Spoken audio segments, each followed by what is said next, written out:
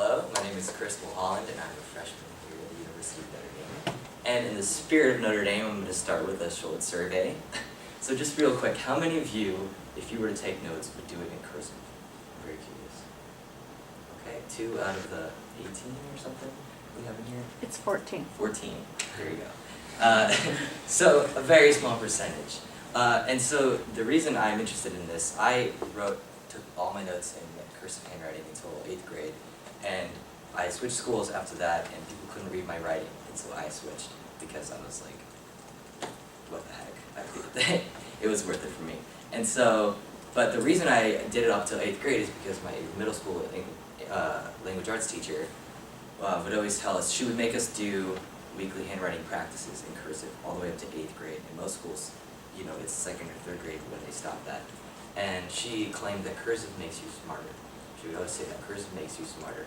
And I thought, that's weird. I thought studying makes you smarter, or IQ makes you smarter. And so I did some research, and I'm here to show you a little bit of that research. But first, I'm going to show you there's a problem in America today, and really the whole world. Because in 2013, the National Core Standards Association, that basically makes the guidelines for many of the states' education systems, they dropped cursive handwriting from the list of requirements. And so, many states, starting with most significantly Hawaii and our own state here in Indiana, immediately just dropped their cursive handwriting and left it to a local level for schools to decide if they're going to teach cursive or not. And the reason they did this is because first of all, there wasn't very clear standards in the first place for cursive because it's hard to test, and it's hard to, it wasn't specific enough for like what it means to learn cursive. And also, because of the shifting culture, computers are devaluing the appreciation for written word. And so, since 2013, a lot of states have dropped the cursive requirement, and it's well over half now that do not require cursive on a state level. And so, now with that in mind, so keep in mind many states do not teach cursive. Now I'm going to take you back and we're going to look at the human memory, because there's a direct correlation between handwriting and memory. And so, to think about memory, I want you to picture a library, okay? And a library is, all the things stored in the library are long-term memories, okay? That's the long-term. And then there's something called the working memory, which acts as a librarian. And there's 3 basic components to memory: encoding, storage, and retrieval. The encoding is how the books are formed. The memories are formed to be stored now in the library so they can be retrieved again. And depending on how efficient the encoding and storage is, depending on how well it's done, is going to be how easily you can retrieve the memories or without them being lost. And so check this out. With that in mind, I'm going to have my guinea pig Steven up here, and we're going to do a little memory test, okay? So if you just come up here. I feel like we should be playing classical music while he does. Yeah, it might help. Writes It really in cursive, and everybody will be so smart. So I'm gonna show a shape. It's actually a Chinese character, but to you it'll probably be an abstract shape. And I'm gonna have you're gonna look at it for 10 seconds, and then I'm gonna have you write it. Ready?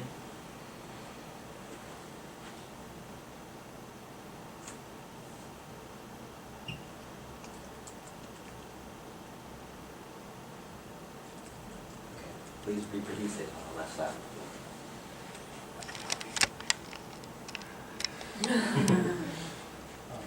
So right now, his working memory was working like crazy to just try to record this character, and now he's trying to retrieve it and reproduce it.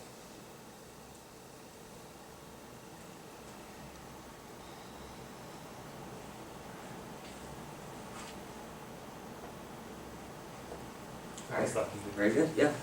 And now I'm going to show you another one, and you have 10 seconds again, so you're going to be able to see it for the same amount of time. But I'm going to have you write it first, and then we're going to erase it, and you have to reproduce it again. Okay. So if you just come to the right side of the board, I'm going to have you draw this shape. Ready?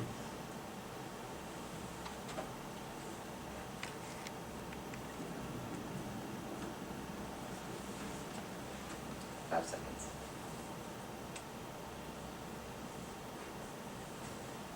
Alright, let's erase this real quick. Make sure you can't see it. No cheating here. Alright, please reproduce the shape.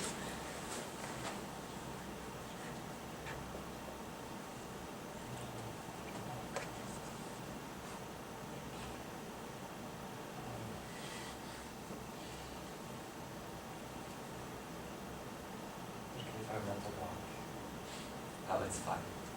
Do you think it's easier right now, the one that you're doing, that you drew for second? Well, I've already gotten farther than I got over here. Yeah? It kind of knows something, I don't know what it is. I got it. Oh, that's right. It's pretty close, yeah. So, just fun fact, these are actually the Chinese characters for memory and handwriting. And so, I think the second one's closer. But the point of this is that it's easier, there's a direct correlation between the visual input and the motor input in your brain, and it helps the storage of memories, so then they're easier to be retrieved. And now check this out. So we have cursive handwriting, and those were just abstract shapes, but by categorizing certain cursive letters and reproducing them, it helps the cognitive process in your brain. Another reason why cursive handwriting is better is because of something called the reticular activating system. So there's been studies that have been done about students who take notes using keyboard or writing. And when most people can type faster than they can write if they're accomplished typists. And what happens normally is that they tend to just write everything down. They just type away, and it's almost verbatim, and just kind of mindlessly recording what is being presented to them. Whereas the handwriter cannot hope to write everything down. And so what they have to do is utilize this part of the brain to pick and choose, okay, what do I need to write down? What is important? And instead of just getting the words from whatever lecture is being presented, they're getting the concepts down and already, piecing through the information in their minds. And that helps retention tremendously. And so this is why cursive makes you smarter. Because there's a cognitive process, which is the process of learning in the brain, is stimulated by the writing, the process of writing and memory. And if that's not enough, the NASBE released, after the decision to drop the cursive handwriting standards from the Common Core, they released this list of benefits to cursive handwriting, and most significantly on there is memory. And so, kind of going over some of the others quickly, I thought, one, learning disabilities, people with dyslexia or other learning disabilities like that, it helps, cursive handwriting helps as a kind of a therapy for that. But so cursive makes you smarter. And now we're gonna look back at the school system. So if cursive is dropped from the nation's school system, and that's the direction our culture is moving today, we'll have a generation of people who can't read cursive either. And just imagine a generation of Americans that cannot read the original Declaration of Independence. There's this skill that has been around for hundreds and hundreds of years will be lost because of the cultural shift towards computers, because people think that this skill is no longer required. And so I'd like to leave you all with that thought about the importance of cursive handwriting and how it helps your memory, it helps your comprehension, and the cognitive process is stimulated. So cursive makes you smarter.